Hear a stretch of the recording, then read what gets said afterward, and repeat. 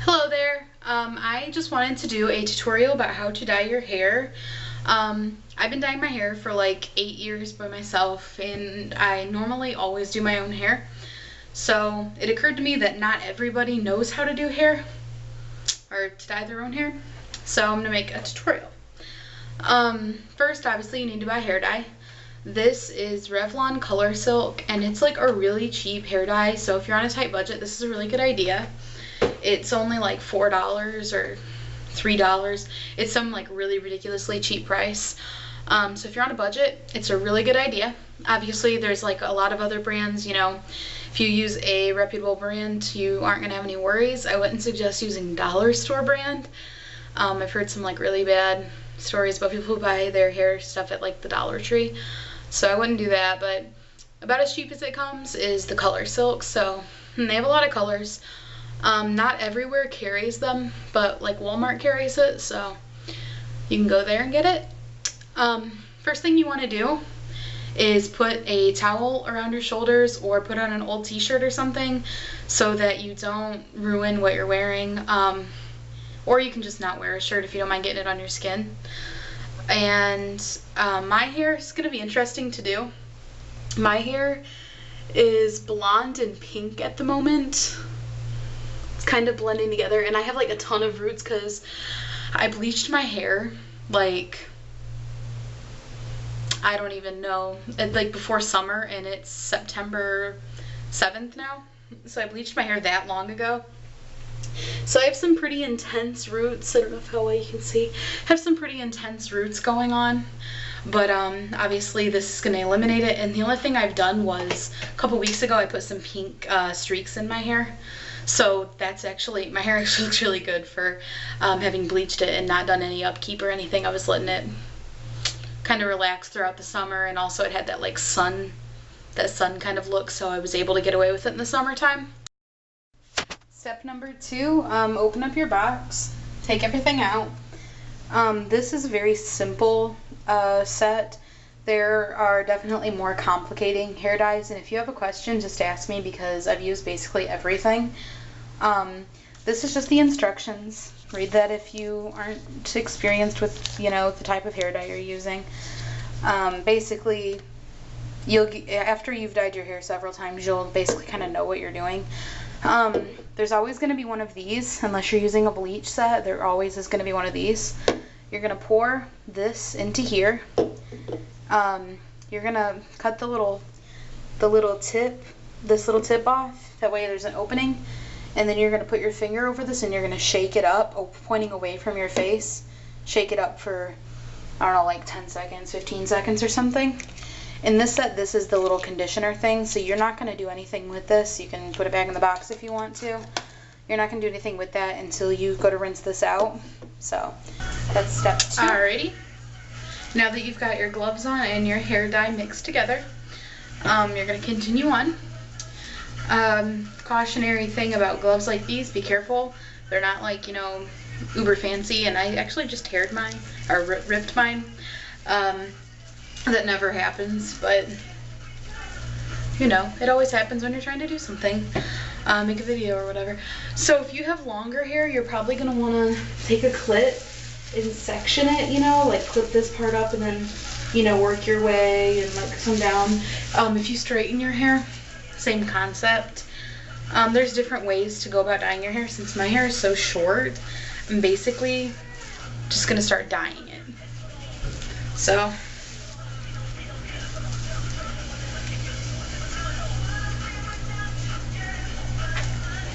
and then just kind of run it through. You're going to want to stay away from, you know, your forehead the best that you can, but definitely have, you know, something handy to wipe your forehead off or wipe your skin off, because you're more than likely at some point going to get it on you. And we're just going to continue on like this for a little while. Listen here, girl. 눈물에 널 지우려 해 깨끗하게 내 곁을 떠날 수밖에 난 너무 쉽게 떠나가려 해 여잘 믿지 마 선택하기 싫어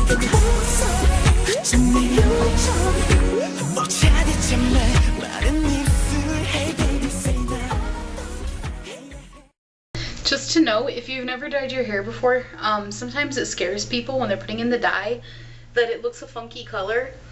The hair color, okay, when it comes to black, it's, you know, it's gonna be black.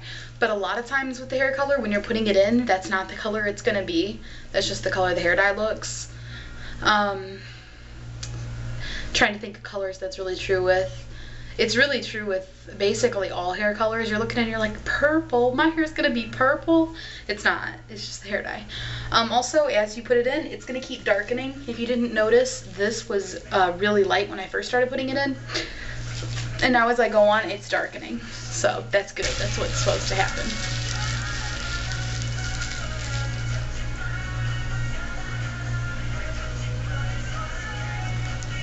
Alright, once you get it all in, if you have any extra, you can, you know, massage it in even though you don't think you really need any more.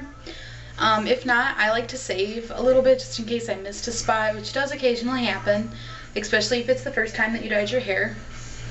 After that, I get something and wet it down a little bit. A washcloth works better, but I don't feel like dyeing any of my washcloths right now, so... and you just go through and get the spots that you accidentally got hair dye on. You're gonna get hair dye on your ears and stuff when you're dyeing it. It's just part of dyeing it.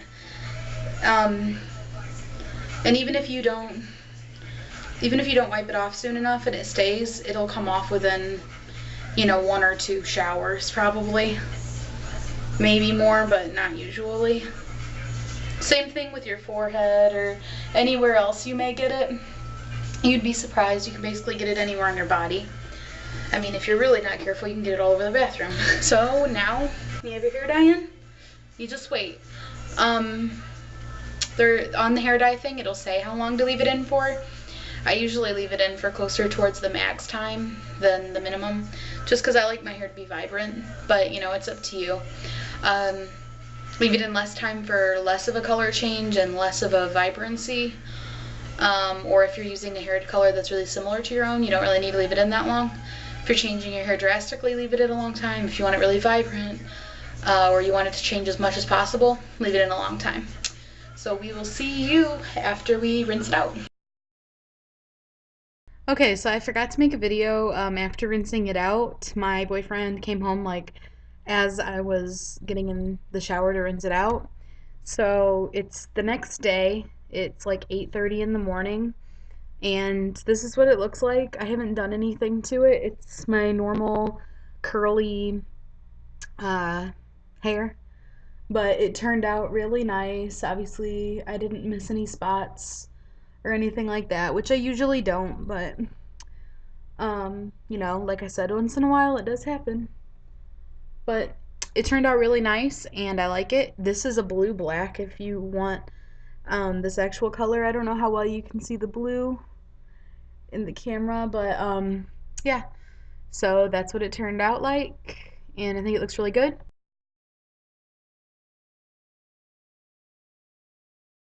Thanks for watching, and I hope that I helped you figure out how to dye your hair if that's why you were watching.